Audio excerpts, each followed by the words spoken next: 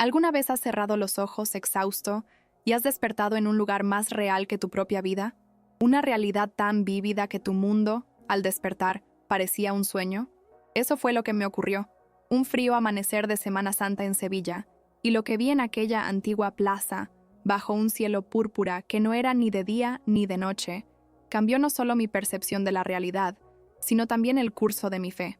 No solo vi una catedral en ruinas, recibí una advertencia, una revelación de 5 acontecimientos que sacudirán los cimientos de nuestra iglesia.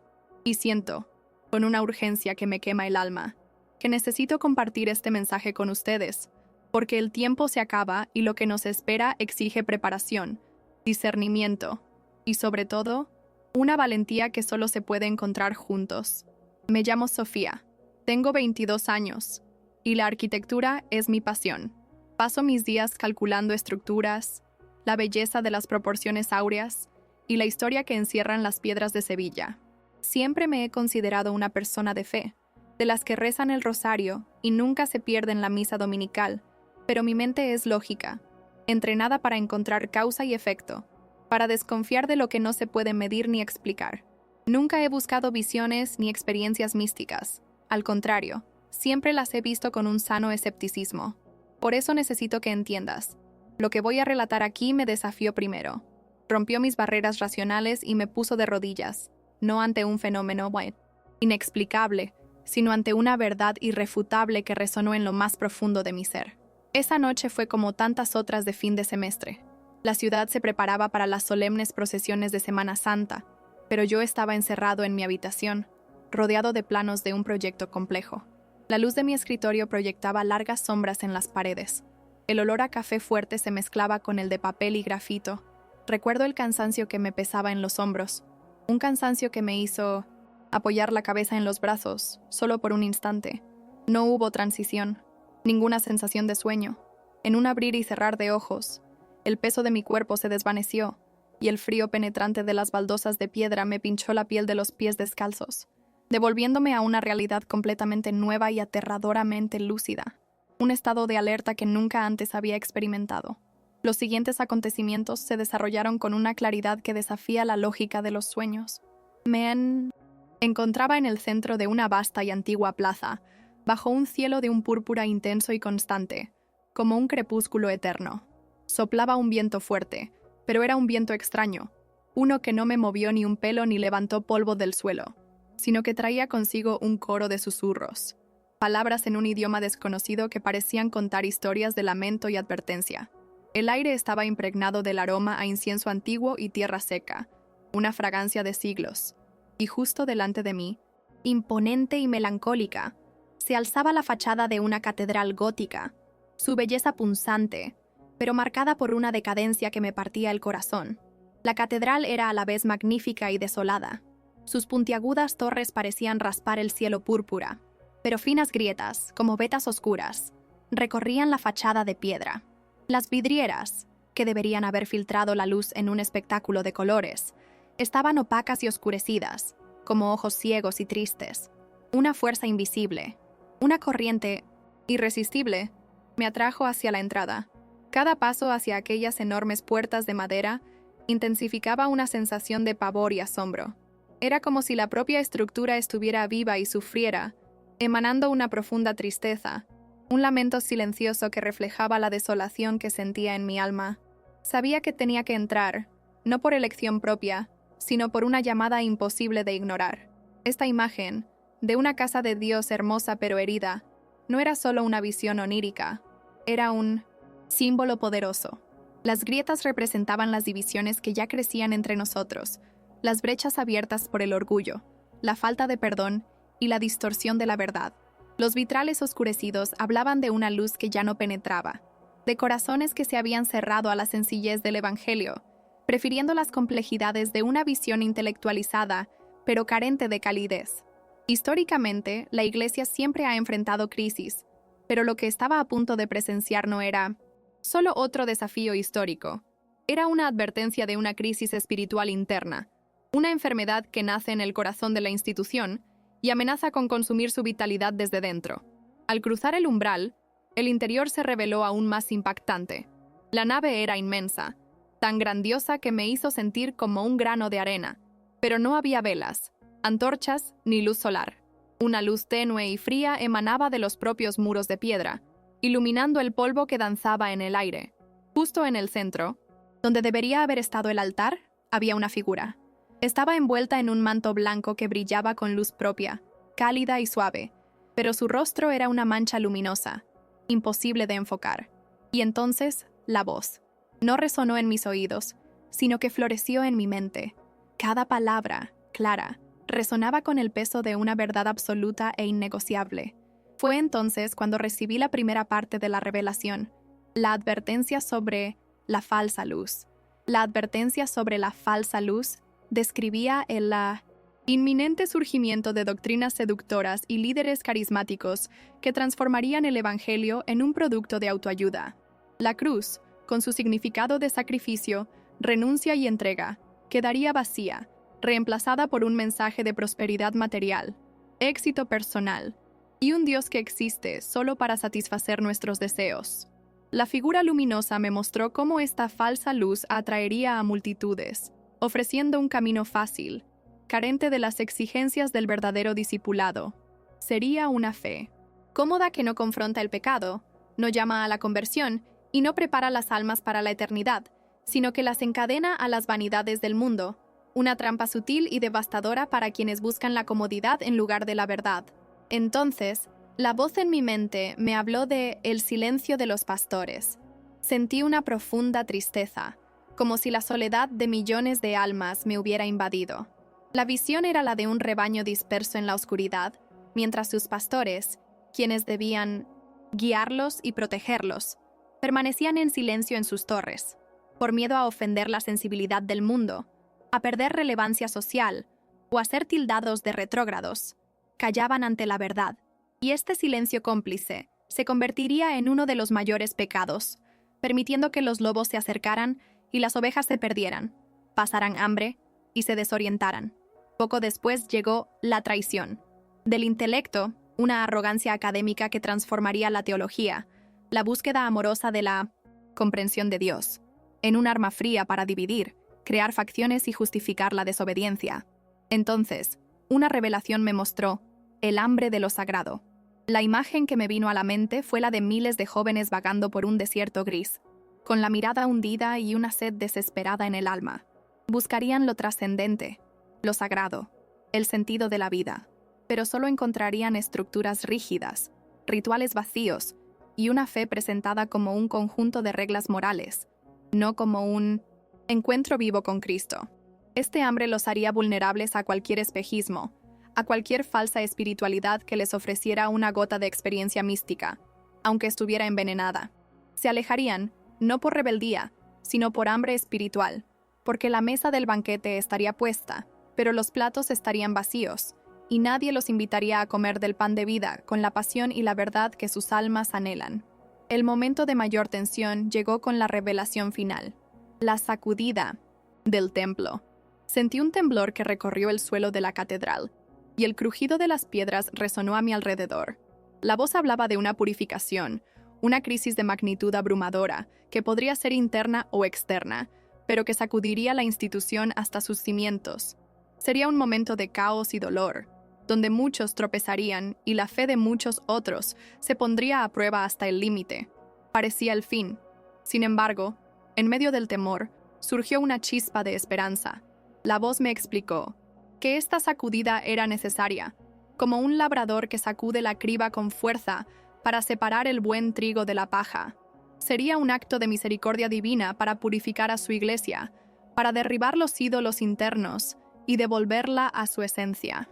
¿Te imaginas el peso de eso? Despertar con la cara empapada en lágrimas, el corazón latiendo con fuerza en el pecho, como si intentara escapar, y estas 5 verdades grabadas a fuego en la memoria. La primera reacción es pánico, la sensación de ser demasiado pequeño, demasiado insignificante para una tarea tan monumental. ¿Qué podría hacer un estudiante de arquitectura? ¿Quién me creería? Si alguna vez has sentido un peso así, una responsabilidad que parece abrumadora, sabes lo desesperante que es sentirse solo. Por eso encontrar personas que comprenden, que sienten esta misma llamada en sus corazones, es un gran alivio. Agradezco a todos los que se suscriben a este canal, porque cada nuevo nombre me recuerda que no estoy solo en esta vigilia. Despertar fue un acto violento. Me arrancaron de aquel cuadrado morado con una sacudida que hizo que mi taza de café fría cayera sobre los planos.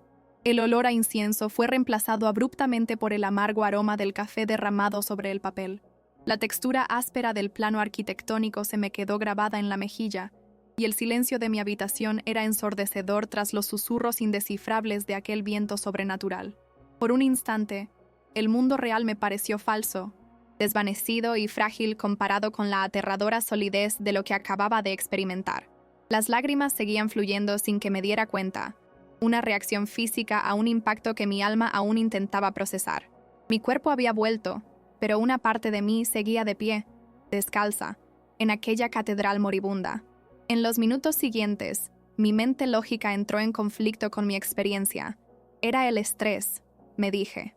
La presión del final del semestre, la atmósfera evocadora de la Semana Santa, la falta de sueño, todo ello podría haber creado una vívida alucinación, una compleja pesadilla.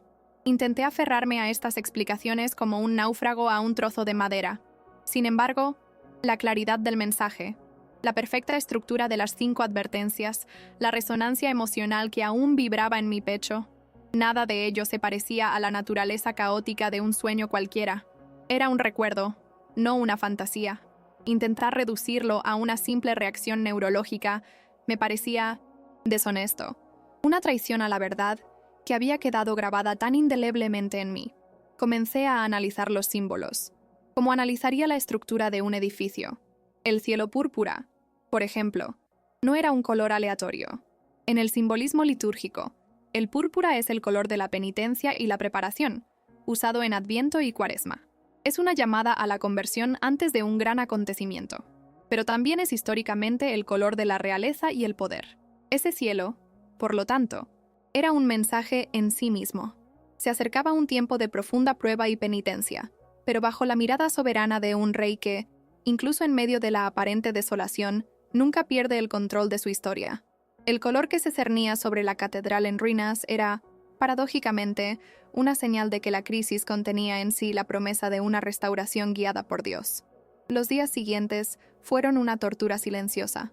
Las 5 advertencias resonaban en mi mente durante las clases, mientras caminaba por las calles de Sevilla, durante las comidas. La urgencia del mensaje me consumía, pero el miedo me paralizaba. Contárselo a alguien me arriesgaba a ser tildado de loco, fanático o mentiroso. Pensé en mis padres, mis amigos, mis profesores. ¿Cómo reaccionarían? La humillación parecía un precio demasiado alto. Sin embargo, el peso de permanecer en silencio era aún mayor. Sentía que cada día de inacción era una desobediencia, un fracaso en llevar la antorcha que se me había confiado. Fue entonces cuando un nombre surgió en mi mente como la única posibilidad: el Padre Antonio, un anciano jesuita, mi director espiritual, un hombre de profunda fe y un escepticismo implacable. El despacho del Padre Antonio era un santuario de conocimiento y silencio, abarrotado de libros hasta el techo, con el característico olor a papel viejo y tabaco de pipa. Me recibió con su habitual mirada penetrante y analítica tras sus gafas de montura fina, y me condujo a una silla de cuero desgastada. Me senté, con las manos temblorosas, y comencé a hablar. Lo describí todo, desde el cansancio en mi escritorio hasta el último eco de la voz en la catedral, intentando ser lo más preciso y objetivo posible, como si presentara un informe técnico, pues temía que cualquier exceso de emoción invalidara mi testimonio ante sus ojos. Durante todo mi relato, el Padre Antonio no pronunció una sola palabra. No se movió, no tomó notas, ni siquiera parpadeó con más frecuencia. Simplemente me escuchaba, con el cuerpo ligeramente inclinado hacia adelante y las manos entrelazadas sobre la mesa de madera oscura. Su quietud era más intensa que cualquier interrogatorio. Cuando terminé, un silencio denso llenó la habitación, un silencio que pareció eterno. Podía oír mi propio pulso latiendo en mis oídos. Esperé la refutación, la explicación psicológica, las palabras de consuelo que me dirían que todo era solo un sueño. En cambio, vi su rostro, normalmente impasible, contraerse en una expresión de profunda y sombría preocupación, una gravedad que me heló la sangre. Esa imagen de la catedral con grietas visibles, como le expliqué, ahora cobraba sentido. Las grietas no eran defectos estructurales en la piedra, sino en las relaciones, en la doctrina, en la caridad. La traición, el intelecto, era una de esas grietas, el orgullo que crea divisiones donde debería haber unidad, convirtiendo la teología en un campo de batalla. El silencio de los pastores fue lo que permitió que estas grietas se profundizaran, la negligencia que no logra reparar las pequeñas fisuras hasta comprometer todo el muro. La belleza de la estructura seguía ahí. La promesa divina y la sucesión apostólica eran innegables, pero las heridas, las divisiones internas, se hacían peligrosamente visibles para cualquiera con ojos para ver, amenazando la santidad visible del templo.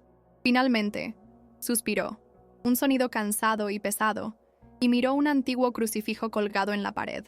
«Sofía», dijo con voz ronca, «lo que describes no es un delirio. La estructura de tus revelaciones, los símbolos, la urgencia, todo evoca antiguas profecías y advertencias de santos que la Iglesia a menudo prefiere olvidar. Lo que tu mente lógica llama un sueño, la fe de hombres y mujeres a lo largo de los siglos lo llamaría una visión profética».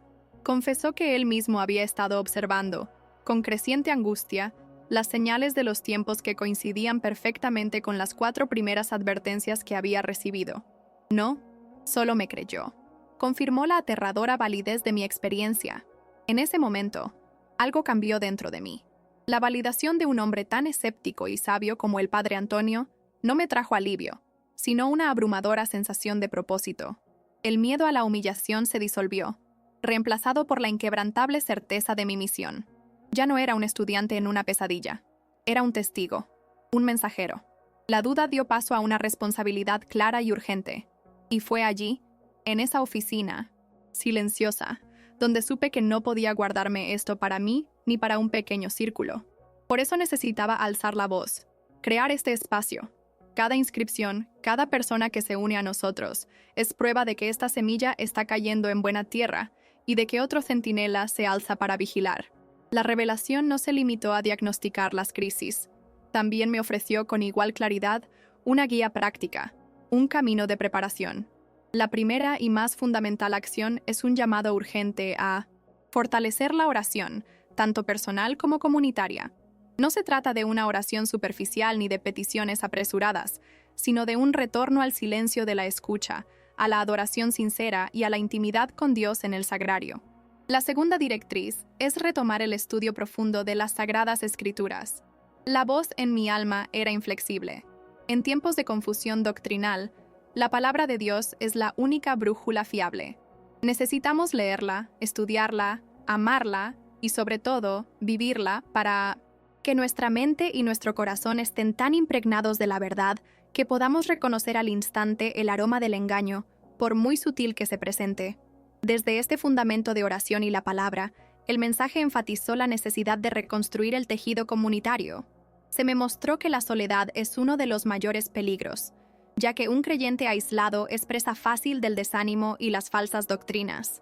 La guía es clara: crear pequeñas redes de apoyo, grupos de discernimiento, familias espirituales donde sea posible hablar abiertamente sobre las dificultades de la fe, estudiar juntos y mantenerse mutuamente en el camino de la verdad.